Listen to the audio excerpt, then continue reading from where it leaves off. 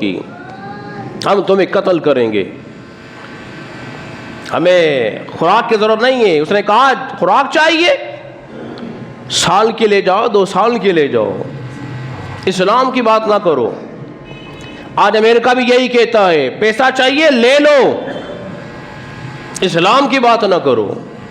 یہودی نصارہ بھی یہی کہہ رہے ہیں امداد چاہیے لے لو, جو چاہیے لے لو, اسلام کی بات نہ کرو. بھائی اگر مسلمان اسلام کی بات نہیں کرے گا تو پھر کرے گا کس کی بات؟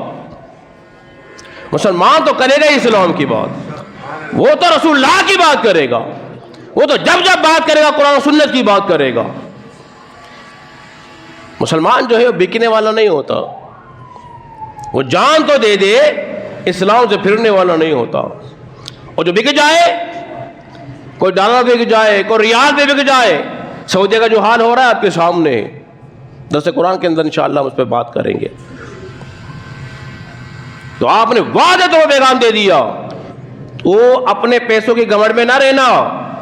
ہم اسلام کے سپاہی ہیں, تو اس سے لڑیں گے بھی اور تجھے قتل بھی کریں گے. ہم اسلام کے بیٹے ہیں. اس لیے جو راہ خدا میں قتل ہو جاتا ہے وہ شہید ہو جاتا ہے. کیا ہو جاتا ہے بولیے؟ شہید ہو جاتا ہے. اور دوسری مثال, نبی پاک علیہ الصلوۃ والسلام نے عبداللہ بن رواحہ کی ڈیوٹی لگائی, جزیہ وصول کرے گا. جزیہ کو وصول کرنے میں ڈیوٹی تھی کہ فصل کا اتنا حصہ آپ ہمیں دو گے.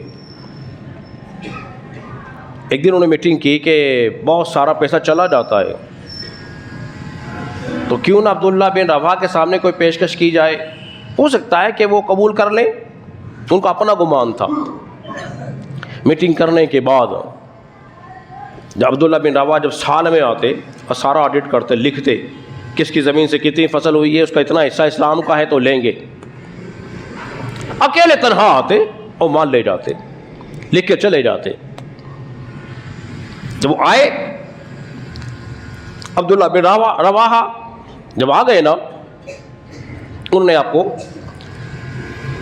روکا, روک کے کہا اپنی بیوی کے سارے زیور لیے, اتروا لیے اور ڈھیر کر دیے, اور کہا عبداللہ بن رواحہ یہ سونے کا ڈھیر دیکھ رہے ہو؟ آپ نے فرمایا ہاں دیکھ رہا ہوں. فرمایا سب تیرا ہے, سب تیرا ہے, ہم نے آپ کے لیے رکھا ہے, بس ایک کام کر دو. ہو کیا؟ یہ جو لکھتے ہو نا اس میں کچھ رد و بدل کر دو, اس میں کچھ رد و بدل کر دو. کم لکھو پیداوار, زیادہ نہیں. جب پیداوار کم ہوگی جزیہ بھی کم دینا پڑے گا. کچھ کم کر دو, لکھ دو. تمہارے 2 لفظ لکھنے سے کچھ نہیں جائے گا, لیکن ہر سال تمہیں اتنا سونا مل جائے گا. لیکن عبداللہ بن رواحہ کی غیرت دیکھیے, اسلام کے تھے. فرمایا سونا کیا ہے, جتنا بنے گا اتنا ہی لکھوں گا, کوئی رد و بدل نہیں کروں گا. ارے زور سے کہیے نا. رشوت دے رہے ہو, میرے اسلام رشوت حرام ہے. تم مجھے خریدنا چاہتے ہو, ارے میں تو رسول اللہ کے دربار میں بک چکا ہوں, تم مجھے کیا خریدو گے؟ تم نے کم قیمت لگائی ہے, تم نے قیمت میری کم لگائی ہے. میں بکنے والا نہیں ہوں, اس لیے کہ اسلام کا فرزند جو ہوں, رسول اللہ کا غلام جو ہوں.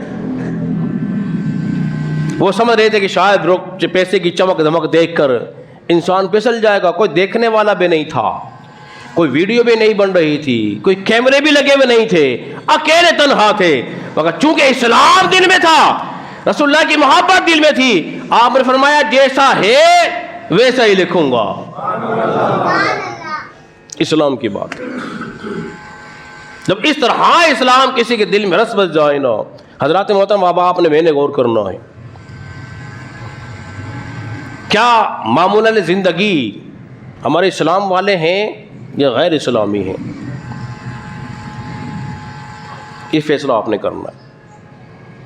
ہر جان سوچے, میرے بوڑھے میرے سر کے تاج, بچوں پہ شفقت, چھوٹوں سے بھی پیار, بڑوں کی بھی عزت، مگر اس کے باوجود ہر ایک نے سوچنا ہے کیا ہمارا رہن سہن اسلام والا ہے؟ کیا ہمارا کھانا پینا اسلام والا ہے؟ کیا ہمارا چلنا پھرنا اسلام والا ہے؟ کیا ہمارے طور طریقے اسلام والے ہیں؟ اگر اسلام والے نہیں ہیں تو پھر ہے کس کے طور طریقے؟ کس کے طور طریقے کو میں نے اپنایا ہوا ہے؟ تو پھر دعویٰ میرا اسلام کا، پھر دعویٰ تو سچا نہیں ہوا۔ دعویٰ تو سچا تب ہوگا جب میرا رہن سہن، میرا کردار، میرے گھر کا ماحول، میری ہر چیز اسلام کے عین مطابق ہوگی، پھر تم کہہ سکتے ہو اسلام ہم تیرے ہیں۔ اور جب کل قیامت کا دن جلتا ہوا آئے گا، میں کہہ چکا ہوں، جملہ دوہرا چکا ہوں، پھر اسلام بھی کہے گا اللہ یہ میرے ہیں۔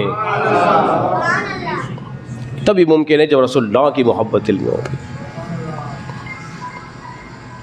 کس کی محبت دل میں ہوگی بولیے؟ رسول اللہ کی دل میں محبت ہوگی۔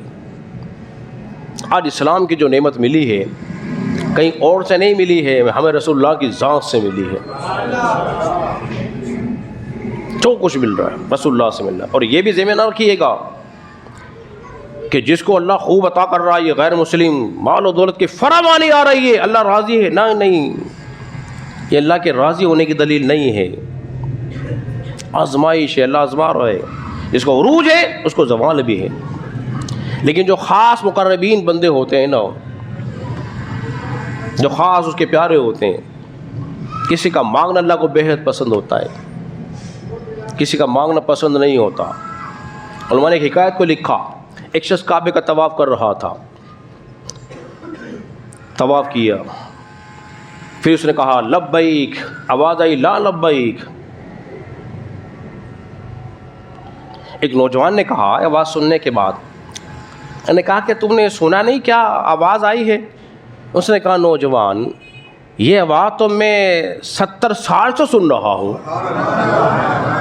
کہ تیرا حج میں نے قبول نہیں کیا، تیری حاضری قبول ہی نہیں ہے۔ اس نوجوان نے کہا پھر بابا جی او حاجی صاحب پھر آتے کیوں ہو؟ جب تمہاری حاضری قبول ہی نہیں ہو رہی آتے کیوں ہو؟ کمال کا جواب دیا۔ اس نے کہا نوجوان پھر بتا میں جاؤں کہاں؟ ہائے ہائے ہائے، نہیں سمجھ پا رہے، ارے سارے بولیے نا، جاؤں کہاں؟ یہ رب کی مرضی ہے، قبول کرے نہ کرے، میں تو آنا ہی یہی ہے، طواف بھی اسی گھر کا کرنا ہے، التجائے بھی اسی کرنی ہے، فریاد بھی اسی کرنی ہے، میں نے دعائیں بھی اسی سے مانگنی ہے، اب اس کی مرضی ہے قبول کرے نہ کرے۔ آواز آئی اے ہمارے بندے تیرے 70 سالوں کی حاضری کو ہم نے قبول کر لیا ہے۔ 70 سالوں کی حاضری قبول کر لی، یہی آنا ہے، اسلام میں رہنا ہے۔ کوئی یہ نہ کہ نماز پڑھ رہا ہوں مجھے نفع نہیں ہو پا رہا، میں صدقات بھی دے رہا ہوں، زکوٰۃ بھی کر رہا ہوں، مجھے سب کچھ ہوگا اگر تو سچا ہوگا۔ بات ہے سچے ہونے کی، تو سچا ہو گیا سب کچھ سچا ہو جائے گا۔ اللہ کی محبت کی آخری بات کر کے اپنے اگرچہ ٹائم میرا ختم ہو چکا، نہیں چاہ رہا کہ اللہ کی محبت میں جس کے دل میں اسلام رس جائے، پختہ ہو جائے، پھر اللہ تبارک و تعالیٰ اس کو دیکھو کیسے جلوے دکھاتا ہے۔ دراصل حدیث کے اندر ہم نے اس حکایت کو بیان فرمایا تھا۔ علماء کرام بیان فرماتے ہیں 2 میاں بیوی تھے،